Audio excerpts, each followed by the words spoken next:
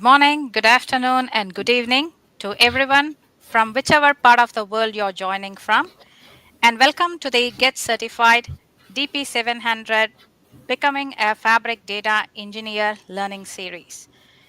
And in today's session, we are going to look at about CI/CD monitoring and also the security aspects with Microsoft Fabric. And I'm going to present to you these topics along with David.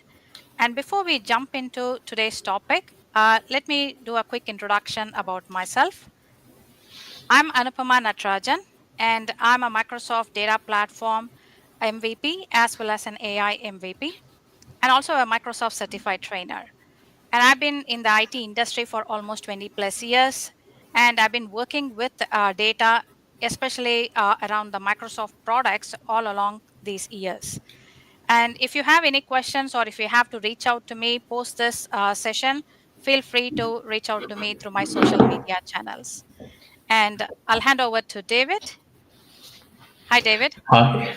Hi, Anu. Thank you. Hi, everyone. My name is David, Microsoft Data Platform MVP, MCT. Been in the data industry for a very long time, starting with as a data analyst, later acquired data science skill set, and more recently, data engineering and infrastructure. And there's so many exciting stuff that we want to talk to you about today. So I'll hand it back to you, Anu. Great. And also a special thanks to our moderators. I think we are doing this session live, but we have a couple of moderators, Kevin and Michelle, who are just helping behind the scenes in terms of answering your questions. And make sure that make use of the chat option. So if you have any questions, post your questions in the chat and they will be able to answer. And of course, like we will take some questions towards the end of today's session. Great. So as I said, this is actually DP-700 certification learning series, right? So we are currently on the Wednesday, Feb 19 series, which is the Fabric environments where we are going to talk about CI/CD monitoring and security. And of course, like you would have been watching the previous sessions, and also don't miss the session that is going to follow us. There are a couple more sessions in this learning series, which is around Fabric administration and governance. And of course, like how can you prepare for the exam and be ready for the exam day. So there is an open Q&A session also happening on Feb 27. So after this, there are two more sessions and don't miss that. Great. So moving on from this, I think everyone would have heard about FabCon and I'm excited. How about you, Dave? Like, are you ready to go to FabCon this year? I would love to go. I'm super excited about FabCon. It's one major event all about fabric, so I can't wait. But unfortunately, I can't join, so because of other family commitments. But I would love to be there otherwise. No issues. Like we'll meet you sometime next year, though. But I think I'll be there this year, and this is the second annual Microsoft Fabric Community Conference happening in Las Vegas. And as you can see, there are the main conference is for 3 days, and also there are workshops available. So. If you have an opportunity, I would say definitely, as Dave mentioned, it's all about Fabric. If you want to know about Fabric and want to learn more about Fabric, don't miss this conference. And there is also a discount code available there on screen that you can see if you are planning to join the conference. And looking forward to meet quite a few of you all. And also part of that is the Power BI Data Viz World Championships. And hope you everyone would have heard about this. This is 4 weeks. You have 4 challenges and there will be 4 finalists who will be picked up, and then there will be one champion who will be selected out of that. And if you want to get to know more details about that, look at the aka.ms GCPBI champ website quoted on this slide. And yeah, so all the Power BI Data Viz, this is event is for you, and make sure to participate and show your Power BI skills in here. Like I would like to see all the data stories that you can tell with the help of Power BI tool. And also an important announcement about the exam, which is the DP-700. So Microsoft are providing you a 50% discount for this exam, and this offer ends 31st March 2025. So make sure like you are attending all these series, right? Part of this is to take up the certification exam, and that too, why not when you are getting a 50% discount? So I would definitely encourage you to take up this opportunity and just book for your exam and take up the DP-700 exam. And also, as I said, this is a live session, so we are talking to you live. And so any questions or anything, you can directly ask us during in the chat. And also, as I said, like we have moderators who are moderating the chat. And also towards the end of the session, we will take up a few more questions and we will discuss this about those questions with you. So without any further delay, let us get into today's topic. And we are going to talk about the CI/CD monitoring and security aspects with Microsoft Fabric. And over to you, David. Thanks, Anu. So very exciting topic. So if you've been following the series, the previous few series has been talking about very hands-on delivery side of things, whereas now we kind of take a step back and look at some of the management side of Fabric workspaces. And so a high-level overview about the topics that we're going to cover today. We're going to have a DP-700 overview about the exam certification. We're going to jump into one of my favorite topic of Fabric Workspace, that's the CI/CD component. And then I'll hand over to Anu to talk about monitor, optimize analytic solutions, as well as security and compliance monitoring. Because personally, I just passed my DP-700 exam about 2 weeks ago. So I'm super excited to share some practical tips towards the end as well. Excellent. So DP-700 overview, we can probably go to the next slide as well. So within Fabric, there are two certification exams. That's DP-600 for Analytic Engineer certification and DP-700 for Data Engineer certification. I've actually passed both.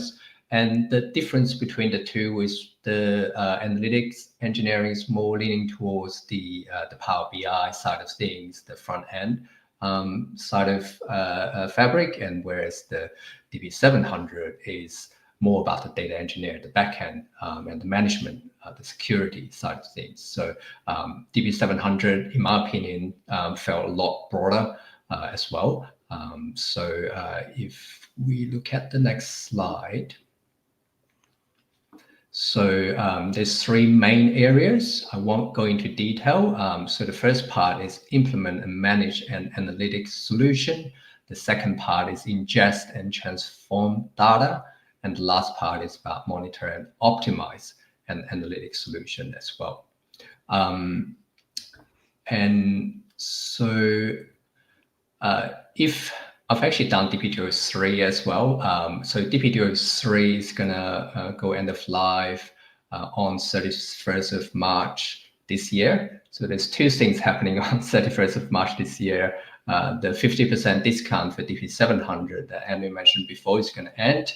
On the same day, DP-203 is also gonna end. So my recommendation is if you are already halfway through your DP-203 preparation, you need to hurry up and try to complete that before end of March. But if you are less than halfway through, then it's probably a good time to actually switch over to DP-700.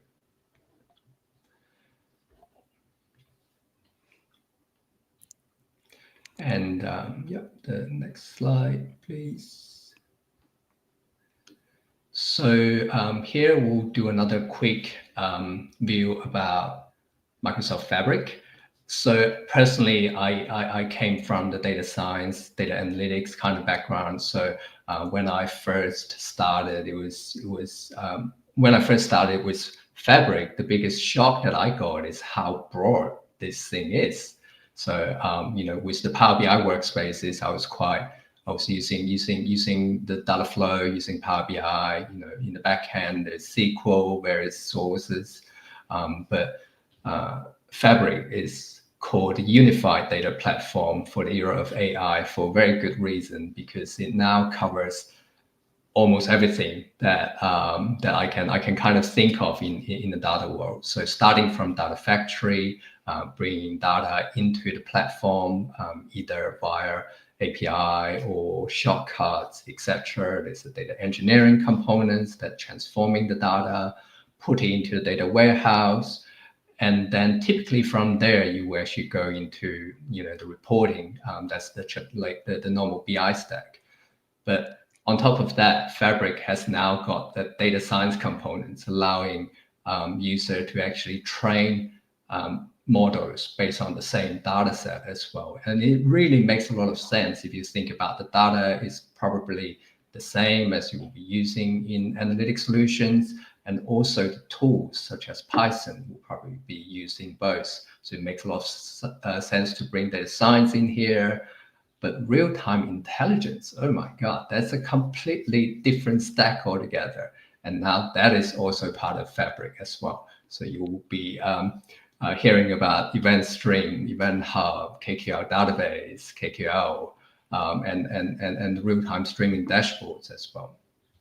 And the So cool part is also it's a SaaS service, right, Dave? Like it's just and I think one point I wanted to highlight here is, especially if you're preparing for DP-700 exam, it's so easy to sign up for a trial for Fabric, and the trial is available for 60 days, and that should be sufficient enough for you to practice the things that you require for the DP-700 exam. So why you have to wait? Like you can just go ahead and sign up, and also like start practicing things within Fabric. that's a great point. Thank you, Anu. We can move to the next slide. Yeah, as Anu has mentioned, it's a SaaS product and service.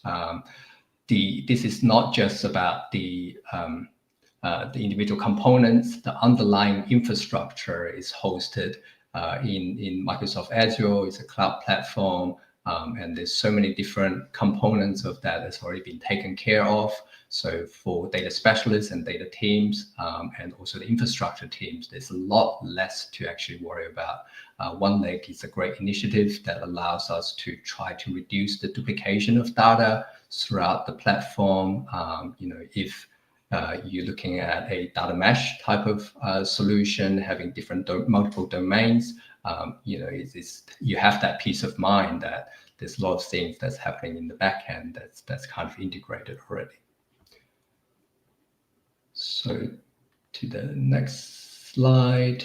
So data engineering in Fabric is not just it covers the end-to-end of that data journey, but there's also a lot of different tools that's been made available for us as well. So And that's the exact point I really like about when it comes to data engineering in Fabric. It's not like only one tool to do one job. So you can use like whether you are well versed in using notebooks to do your data engineering aspects, or whether you want to use your data flows to do your things, or do you want to use pipelines. So you have a variety of tools available to do data engineering aspects in Fabric. 100%, 100%. I love Python, but I know a lot of people in the data science world also likes R as well. So there's just so many options that's available that allows people to actually do the same thing. And okay, well, like I said before, one of my favorite topic is continuous integration and continuous delivery. The reason I'm so excited about it is just because coming from that Power BI world, one of the pain point has been version control, right? I've got multiple Power BI workbooks, and some of them requires frequent changes. It's really hard to keep track of what has been changed. If something breaks, it's really hard to then go back to what was working in the past and then start over again. So, and also if you work in a larger team, pretty much one person can work on the same Power BI report at the same time. Like you can't have a lot of collaboration going on because you run into these version control problems as well. But that's the beauty of the first part of CI/CD, the continuous integration. So this allows the Fabric workspace to be integrated into a Git branch, into a Git repository and a branch as well.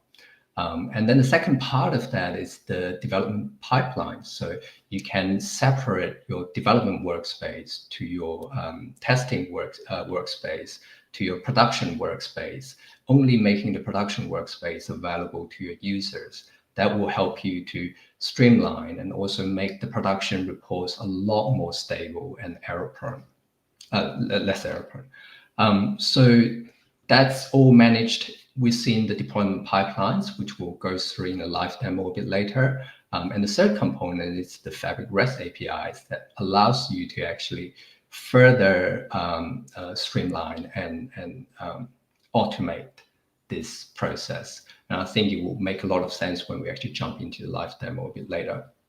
So I won't spend too much time on this one. So this is the workspace settings page where you can actually enable GitHub integration, Git integration. So there are two options here. So there's the Azure DevOps repository or GitHub repository. So that's the only two that's supported. Do be careful.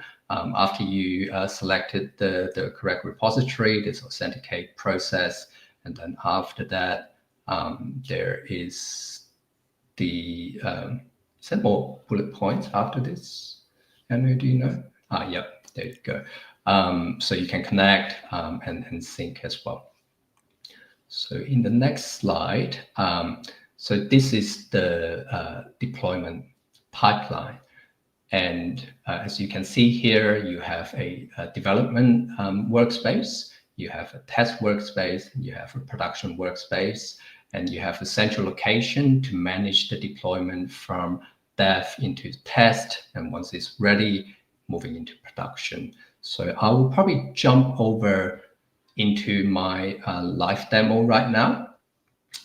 And as you can see here, I've got two workspaces prepared for today. So the first one is CI/CD dev, and the second one is CI/CD production. So like you've seen before, the first thing I'll do is I'll come here and enable the GitHub integration. So here I'll choose GitHub. I've already connected and entered my credentials previously, so I can simply hit connect. And from here, I can choose a branch and also the folder.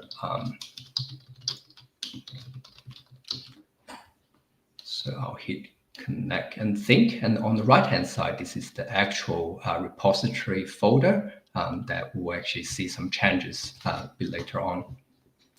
So now I've got my continuous integration, the CI side of things configured. What I'll do is I'll simply just add a reporting dashboard. It's the food sales from the Microsoft, one of the Microsoft lab. That's kind of what the report looks like. So now it's loading it, and straight away you can actually see the source control has popped up. It has detected some changes that I've made in the workspace that's not yet in my repository. So if I select the two of them, I can also give it a commit message. I'll go food sales initial commit. And here I'll actually commit the change. So because I'm linked to the main branch, whatever I commit, I'll commit into the main branch as well. So let's give it a bit of time. It's still trying. I think that's ready. Here we go. So now we can actually see those that particular dashboard being committed into my GitHub. So that's the continuous integration part of it. I can continue to do my development work. Multiple people in the team can work on the same report at the same time. We just need to go through the Git repository to do our version control properly. So the second part, now we have our report ready, is to actually set up the development pipelines. So I'll create a new pipeline here. I'll just call it demo CI/CD. Click next. I don't have to have 3 for this demo. I'll just go for 2. So I'll have development and production. You can rename it. That suits your environment. And when I hit continue, you actually come to this screen where I'll go CI/CD dev. that's the workspace that I'm linking to development, and in production, I'll link it to my production workspace. So this is the configuration of the pipeline side. And as you can see, once configured, it detected that I've got some items in the development workspace that I can actually deploy into production. And all that I need to do is to hit deploy into production. And on this side, you can actually see the production workspace. So as you can see, the reports are now being brought into the production workspace. So this is a very simple demonstration about how CI/CD works in the Fabric environment. So it's super helpful. It made my life so much easier with these options now. So if we can switch back to the slides again.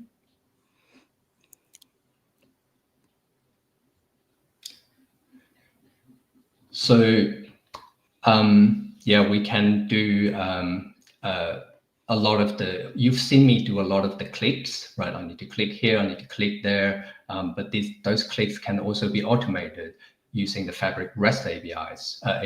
I can do commit, update, review, list, and also deploy via API as well. So that brings the possibility of further streamlining by standardizing the deployment process. So that's all that I have to cover on the CI/CD side with the limited time. With that, I'll hand it over to you, Anu. Yeah, thanks, Dave. And I think that was a good demo. So that showcased in terms of like how you can implement continuous integration and deployment in Microsoft Fabric. And the cool thing is, as Dave was mentioning, like CI/CD is really important, especially like if you have to move your Fabric items from one environment to another environment, like how you will be able to move it, how do you track it, or what changes have been done in one environment or in one workspace, and how do you replicate it to the other workspaces, like in terms of like a test or a production environment. That is really important, and you saw that quite easily, like how you can implement using the Fabric UI itself. So when we consider CI and CD, equally like monitoring and optimization also plays an important role when it comes to Microsoft Fabric. And we are going to look at in the next part of the session is around why monitoring is important and what monitoring tools or capabilities that are available in Fabric, and how do you do optimization in Fabric, because there are different ways of doing optimization at different levels. So these are the two aspects that we are going to look at shortly. So the main advantages of doing monitoring and optimization is, first thing is around, I'll talk about cost itself. So I'll always take cost as the first thing, cost control, because everyone knows like with Fabric, like we are using the Fabric capacities unless and until you are using the trial version. With Fabric capacities, like yes, of course, we assign a capacity to our Fabric workload, but it doesn't mean we have to leave it as is, because sometimes there may be new workloads that would have been included. So for instance, like today there would be just Power BI being used in the organization, and tomorrow they may start using Fabric for data engineering aspects, or even to do data science or machine learning capabilities. And so which means you have to have a better control over around your Fabric capacity. So how much you have allocated, how much is being utilized, and also monitoring the progress of the utilization. And why that is really important, because if you are not utilizing the entire capacity, so probably is it time for you to scale down, or if it is like, oh, there are more workloads are being added, which means like I have to, it is the right time for me to scale up, so then you can make that decision. So what it really means is like you can manage your costs basically, whether it is around scaling when it is appropriate for you to scale down the workloads, the capacities as and when you require. And also like it is going to improve performance and efficiency, because when you are optimizing things, right? So we'll talk about the different optimization techniques that we can do within Fabric, or certain things are even available out of the box in Fabric. and that is going to help you in terms of improving the performance and efficiency. So for instance, like when Dave was talking about the different workloads in Fabric, like the real time intelligence workload, so where it is like the data is coming in real time, so even there is, if there is a slight lag in the data arriving in front of the users, then it is going to cause a lot of delays. So I worked in a lot of environments, like real time environments, including real time trading environments, where I understand how critical it is to have that information right in front of them without any further delay. So it is important to keep your environment optimized so that there is no delays in getting the data in front of your users. And also, as I said, around resource allocation, right? So how do you allocate resources in a managed way so that you know exactly like what workloads are running and how you can optimize the resources across those workloads. And also, another important aspect when it comes to monitoring is proactively looking for issues. So how do you identify? So issues are not about like, okay, after it happens let us resolve. It's more around proactively looking for issues, and how you can be alerted and then you can act upon those issues without any further delays. So we are going to talk about like, okay, so these are important aspects as we all know, but how do we implement this, or what tools are available in Fabric for us to implement this? So let us talk about monitoring first, and then we will get into the optimization part. So when it is about monitoring Fabric solutions, we talk about monitoring, there are different aspects when it comes to monitoring. So for instance, we have the pipelines in Fabric. So where a data pipeline, we use that in order to perform a group of activities. So for instance, if I have to move data from my source all the way to a destination, especially if you're implementing medallion architecture, so you have to move the data from source to bronze, bronze to silver, silver to gold. And during that time, at any point in time, there may be a problem, right? So you may, while moving the data from your bronze to silver, there is some issue with the transformations. So you have to monitor your data pipelines. Otherwise, the right data will not be available in the gold layer for reporting purposes, and there is going to be a delay. And how it can be monitored with Fabric provides you the capability where all the pipeline activities can be monitored. So any pipelines that are failed, you will be able to look at that, even to the level of which activity within the pipeline has got an issue, so that you will be able to also look into it. Not only that, you can also compare the performance of the pipeline. So for instance, maybe the pipeline was running like for 3 minutes before, and now suddenly it is taking 10 minutes to run. So you can always compare the current performance with the previous performance, and you can also start looking at what has gone wrong. Is it because there is more data coming through now, or is there we have to start optimizing in there? So these are some of the monitoring aspects that you can do when it comes to data pipelines. Similarly, data flows, as you know, it is again a tool used in Fabric for ingesting, loading, as well as transforming data. And it is a low code option. So as you know, like you can use graphical user interface to do your ETL process in there. So again, when it comes to data flows, you can run them manually or you can run them in a scheduled time frame. You can also monitor like, okay, the same thing what you were doing with the pipeline activity, right?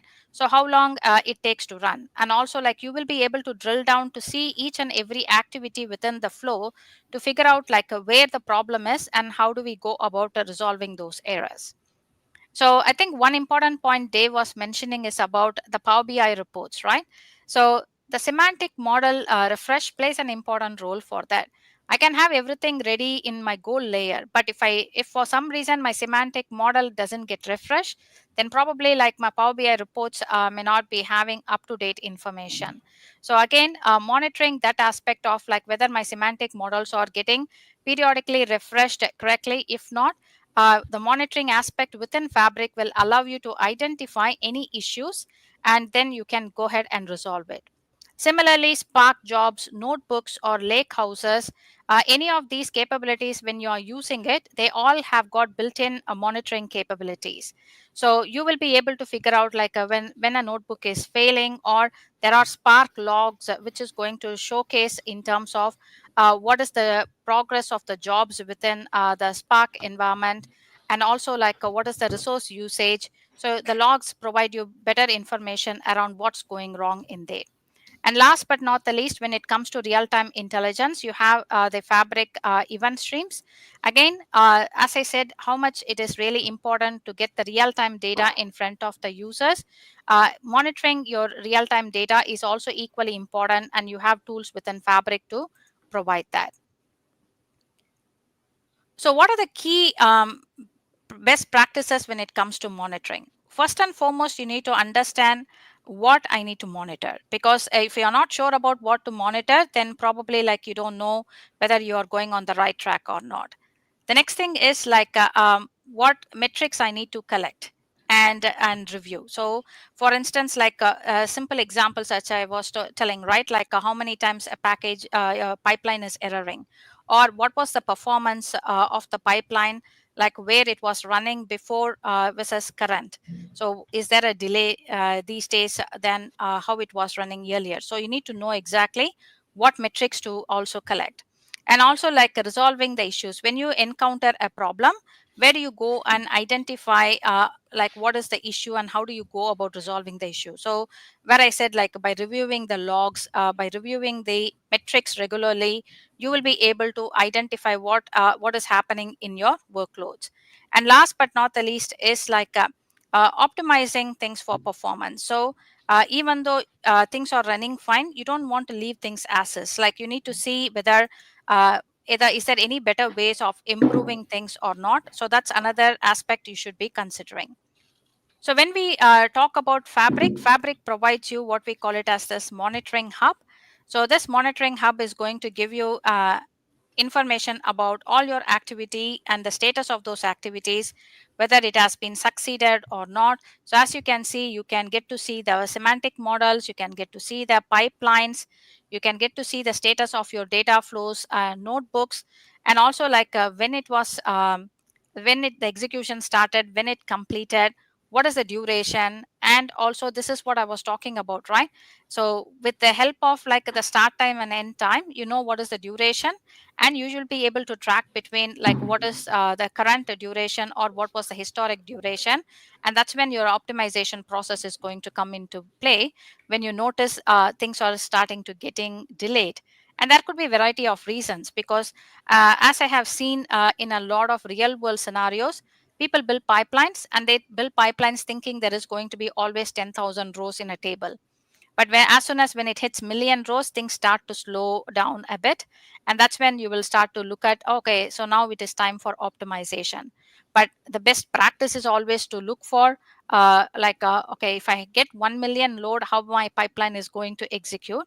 But sometimes in real world scenarios, when people tend to forget it, monitoring and optimization will help you to rescue from those scenarios. And there are also additional monitoring capabilities that you get with Fabric, and this is the Fabric usage and adoption. This is a part of the admin center. So if you're a tenant admin, you will be able to get access to this report. And along with that, you have your Fabric capacity metrics tool, and this particular one allows you to monitor your capacity usage. So I was talking about like, okay, what is your capacity that you have assigned for Fabric and how you can monitor the capacity. This app really is going to be helpful for you to track how your workloads are utilizing those capacity, and then you can make the decision on whether you have to scale up or scale down accordingly. So any points that you want to add, Dave, around this? Yeah, I think that's where the dev testing and production really comes in to help. You really need to do testing, do the development, but in testing, other than just testing, whether a report works or not, like you can actually test more, and tools like this really helps with that process. The last thing people want is when they move into production, they're getting that bill shock towards the end as well. That's right. And it's not about the bill shock alone, right? It's more around, yes, cost control is one of the aspect, but also like how better to utilize. And I have seen a couple of clients, I have got different fabric capacities. One set of fabric capacity is heavily utilized, other one is not well utilized, but they haven't been monitoring at all. So by monitoring it, then they were able to assign the workspaces with a different capacity where it was underutilized. And so these are the important aspects to consider, and in terms of like how you will be able to do things. So the next topic we are going to talk about is around optimization. So we talked about monitoring, and then it comes into optimization. So where does optimization fit in? So when it comes to optimization, yes, I keep monitoring things. But when I notice there is some problem, or as things are not running as per expected, then probably optimization is the way how it is going to add value. So typically, if you take any workloads in Fabric, especially from a data ingestion, transformation, and querying perspective, right? It always can create bottlenecks because there are different reasons why that can happen. So as I told you, like all of a sudden, like you may get more records than what you anticipated originally, or sometimes like initially people would have said like they are going to send you so daily files, and all of a sudden they start to send you more frequent files within the day. So this is all unexpected things that can happen. Still, how do you able to monitor these things and how do you optimize it is an important aspect. When it comes to Fabric, optimization can be done across three main areas. One is your storage. So this is like how do we make sure the data that is stored in the different storage options in Fabric, like the lake houses or warehouses or databases, and how can you retrieve them? So when I want to write something or when I want to retrieve something, how quickly I can do that. And then you have the compute. So how do I utilize compute resources like Spark, and so that my pipelines run in an efficient way and we are not over provisioning anything. And last but not the least is the processing. So when it comes to processing, like we are talking here about how do we reduce overhead. So if you take event streams, like when we talk about real-time intelligence, sometimes like there will be a lot of data that would be coming through. So if I consider my scenario, like one of my client had like they used to get 5-minute prices. So that will be coming continuously as 5-minute prices. But what we have to do is sometimes like there is no need for them to analyze things in 5 minutes. They want that to be aggregated to like a 10-minute or a 15-minute interval. So it is good because when you are trying to aggregate the data to that level, basically like what you are doing is you are actually optimizing the data and making it easier in terms of like you are not streaming everything unnecessarily. You are just aggregating what is really required. And I think when we talked about Fabric, one of the thing about Fabric is Fabric connects everything through one lake. And one lake, as we all know, it is how you have one drive for files, one lake is for data. And this is pretty much a unified storage, and it stores data in the Delta Parquet format that, as we all know, which is again readable by all the engines within Fabric. So whether you talk about data engineering or your data science, all these workloads will be able to access the data from one lake. And when Dave was mentioning it's avoid data duplication, right? So that's because all these engines can read the data from one lake without any issues.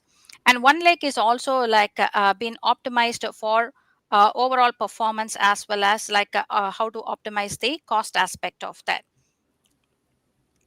So when it comes to storage optimization, there are a few techniques that are being used within Fabric.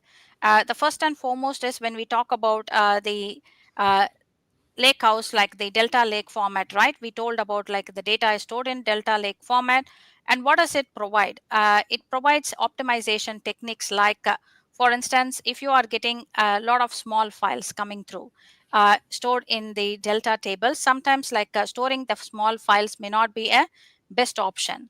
And that's where if you run the optimize command, basically like all these small files will be consolidated into large larger files, and then which means it is going to be a better way of storing it in the Delta Lake. And similarly, compaction is a process. Again, it's same things, merging small files into larger ones, which means it is going to reduce your metadata overhead, and it is also going to improve the query efficiency. You have optimization techniques like Z order. So if you think about Z ordering, basically what it will do is like from a storage perspective, all the related values will be co-located within the same file, which means it is going to reduce any IO input and output things that you need for range queries. And especially the Z order is going to be effective for queries where you want to filter on a lot of columns. V order is another optimization technique. So this is mainly improving compression, and also it arranges the data into a optimal format, so which means it is going to be really beneficial, especially when you're reading things. So if you're talking about any storage, right, the ability to how quickly you will be able to read information from the storage is important from an analytical standpoint. That's where the V order is going to be valuable. And partitioning, and I don't want to explain about partitioning, everyone knows about what partitioning is all about. So how do you just group the data using a partition key? And this is where the partition key plays an important role. So you have to spend a little bit of time finding out what is the right partition key for you to choose, so that the data can be partitioned effectively, so that effective partitioning is going to minimize the amount of data that is going to be scanned for every query that you are doing. And last but not the least is caching. So with partitioning and caching capabilities, it is going to pretty much optimize your uh, performance within, optimize your workloads within Fabric, which is going to enhance the performance and the speed of your queries. So these are some of the techniques that is already built in Fabric. So it's not something that you have to go and do it. So these are certain things, like for instance, the optimize, the Z order things, or just a checkbox that you have to just turn it on. And once you turn it on, it will apply these optimization techniques on the Delta tables within Microsoft Fabric. But of course, partitioning is a technique that you have to pick and choose the right partition key. So that is something, don't forget about it. Cool. So moving on from that is from a compute and processing perspective, there are strategies that you can apply when it comes to optimizing things around your pipelines. So as I said, pipelines play an important role. So it is facilitating the movement of data from one layer to another layer. So which means we have to be really careful, avoid unnecessary transformations, because wherever it is going to add overhead, we need to reduce it and utilize parallelism as much as possible. Wherever things you can implement parallelism, that is going to be valuable for faster data processing. And also use incremental loads. So what it really means is for instance, if I have already brought in uh, the entire data and only certain amount of data that has been changed in my operational data store, just bring in only the deltas. There is no need to reload everything again and again. You will be surprised at how many organizations I still see where they are doing a full load every night rather than doing incremental loads. By doing incremental loads, it's not that you're not going to put too much load on your source system. And also more frequently, you can do the incremental loads, which means your reports can be really kept more up to date. And also when we talk about real-time data, I think the event streams or event houses, make sure reducing the data volume is going to provide a lot of value. I talked about the time windows, right? So if you are getting too many events within a minute, try to aggregate them to nearest 5 minutes or 10 minutes. So talk to your business users to see what level of aggregation is going to add value for them, because you don't need to provide the data at a granular level, like every millisecond data, right? Because if they are not going to analyze it to that level of granularity, then probably it is better to aggregate them before we serve them. And last but not the least is Spark. As we all know, we will be using scheduling notebooks and things to run on the Spark clusters. So optimizing the cluster size based on the workload is also important when it comes to performance and cost. The main reason is like around you can do auto scaling even with Spark clusters, saying amount of workers that you require during the business time versus outside the business times, you can balance it accordingly. So that is also an important optimization technique that you have to be considering. And last but not the least is the query optimization. So here, when we talk about query optimization, there are different components within Fabric where you can apply query optimization. So for instance, like if you're dealing with SQL databases, there are we can apply optimization techniques so that we can query the SQL databases in an efficient fashion. If we are talking about analytical engines like Spark or other engines that we are talking about, where when we are dealing with large data sets, we can apply query optimization techniques on like indexing, how do we reduce the joins, and how do we streamline query logic so that we can get output out of that efficiently.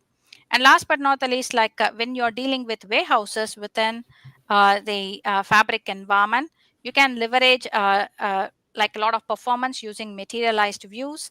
You can use indexes in order to improve the performance. So all these techniques that it's not like given by forgiven or anything, it is still there. It just you need to just monitor and also like optimize your workloads accordingly, depending on which workload that you are using within Microsoft Fabric.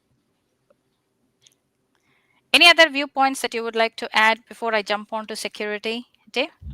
Oh, I think a lot of the optimization techniques are not unique to Fabric, right? It's coming from That's right. the data warehouse, the data lake kind of world, but also don't want the audience to feel overwhelmed. Like you mentioned before, a lot of these things are just a tick of a box, click of a button, but you kind of just need to know what they are and how to do it. So when you face a problem, it's the solution is often not that difficult as well. And with the help of AI and stuff, it's going to make it even easier as a user. But I think it's critical to actually understand some of the core concepts. That's right. And also like a look at the different monitoring options available. And as we said, like, okay, what are those check boxes? Where are those check boxes available so that you can go and optimize those delta tables and stuff? These are some of the things, as Dave mentioned, that you may need to know about.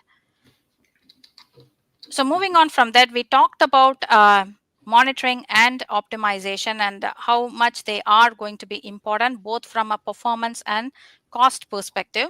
And equally is important is the security and compliance. So when we talk about the security and compliance, like there is no one is going to disagree with that, how much it is important for each and every organization, especially when you are using a platform like Fabric, where you have to deal with the large volumes of data. So Fabric is built on a foundation of what we call it as a SaaS. So which means it is really simple. And as I said, even if you want to get Fabric provision for you, just provide an email address and then Fabric environment will be provided for you.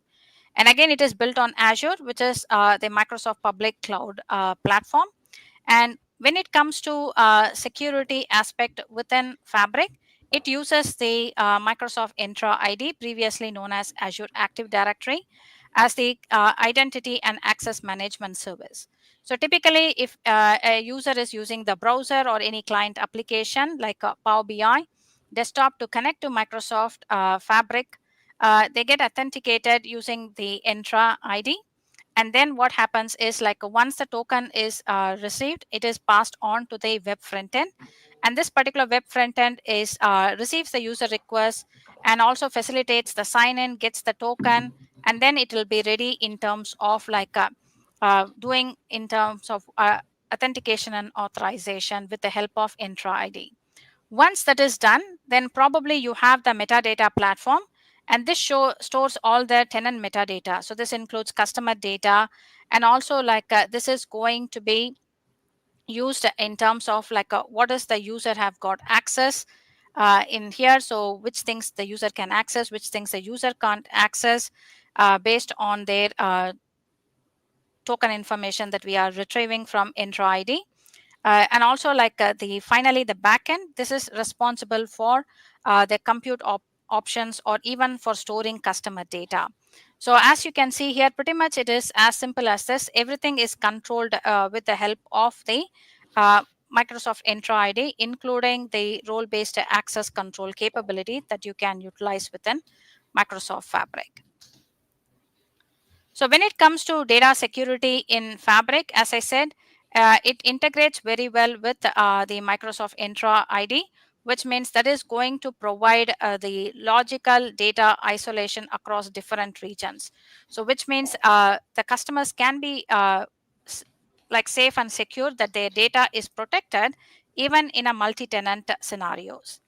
All the data in Fabric, especially in one lake. And that's another important point I have to highlight.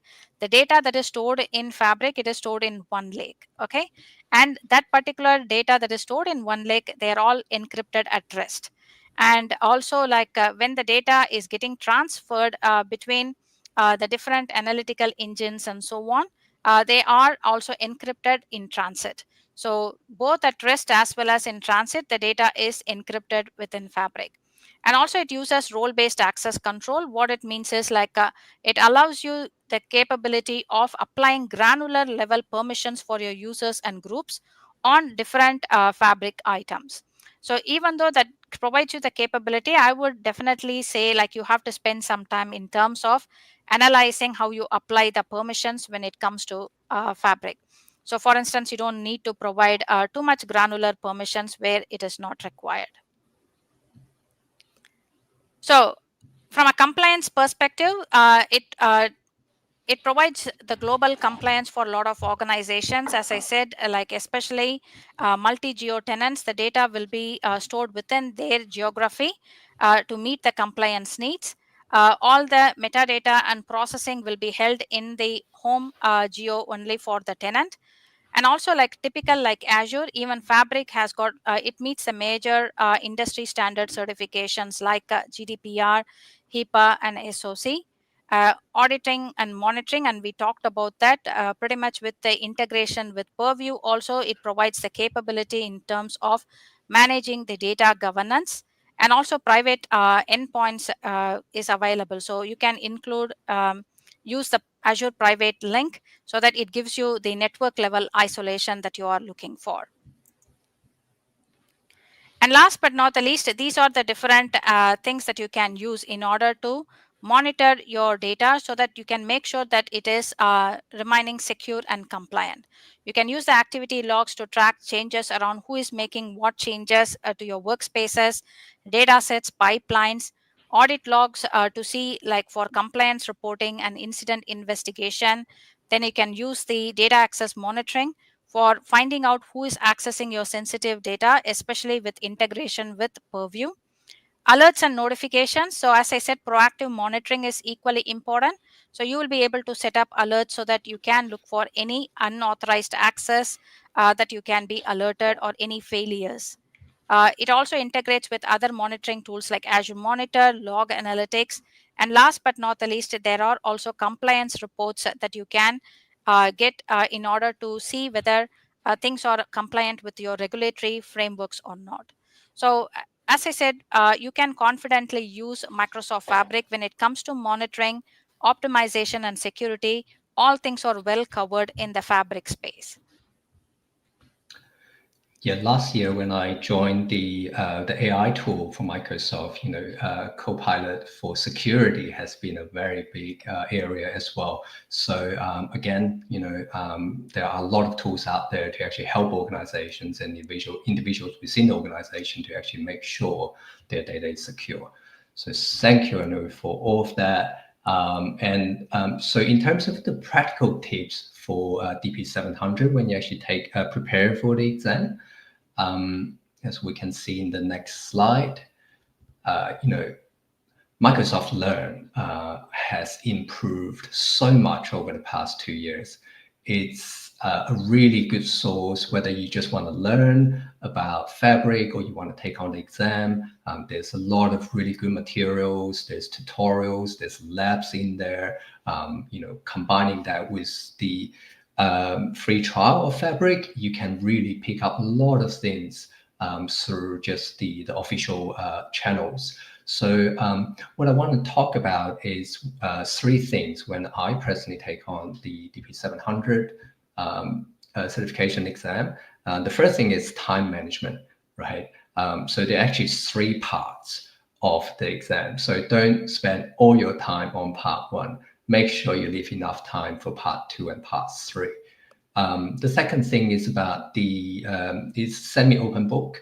So you kind of have Microsoft Learn accessible when you're taking on the exam as well. Not the whole Microsoft Learn, but certain part of it. So it's good if you are actually familiar with Microsoft Learn, the structure, how to find things.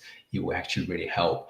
And coming back to the time management piece, it's just that you want to kind of do as many of the questions as you can. You can flag them if you need to later on come back and review. And when you review, you can actually look at the Microsoft Learn in combination as well, just to help you out. And the last thing, as I mentioned before, I passed DP-203 before, but I actually forgot to renew it after a while. So that actually expired. So make sure, my third point is, if you do pass DP-700, make sure you remember to review it as well.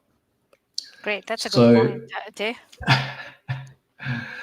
like Andrew has mentioned before, tomorrow we have Microsoft Fabric administration and governance in a similar kind of format. If you enjoy the contents today, make sure you tune in for tomorrow, and also next week as well. There's an open Q&A session for exam prep.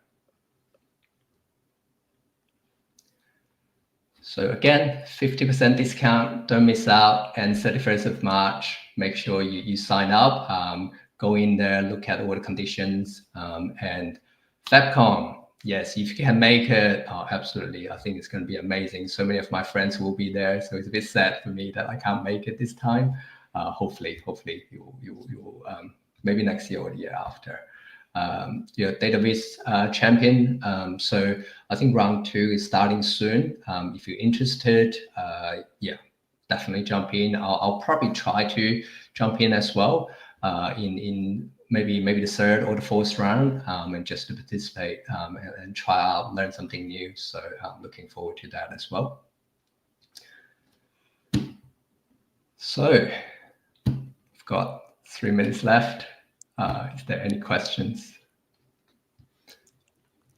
So while we are looking for the questions, like any interesting or challenging things that you have faced in terms of with the pipelines, or I think there is a question in here. Yeah, how can we do partial deployment of objects from warehouse?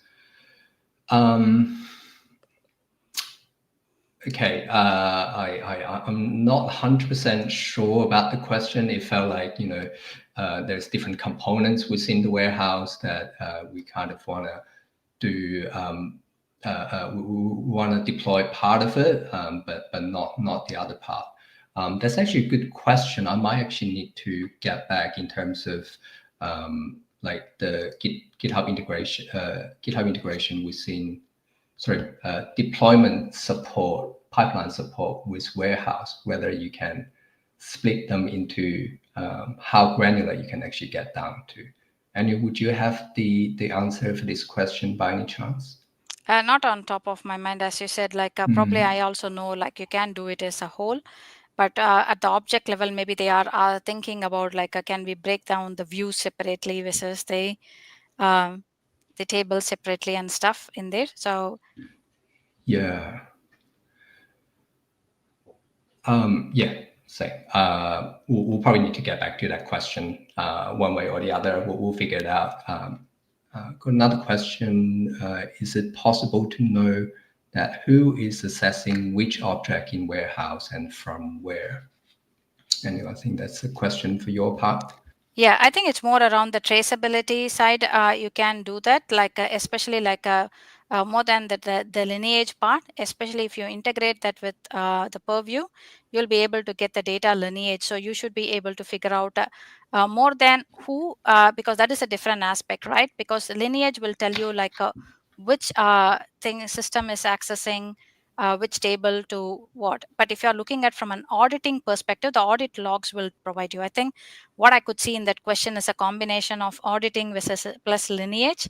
So yeah, lineage will tell you like around okay, so where this data is coming from within the different layers. Whereas like if you want to really know from an auditing perspective who is accessing which object, then probably like that you can use the audit logs for that.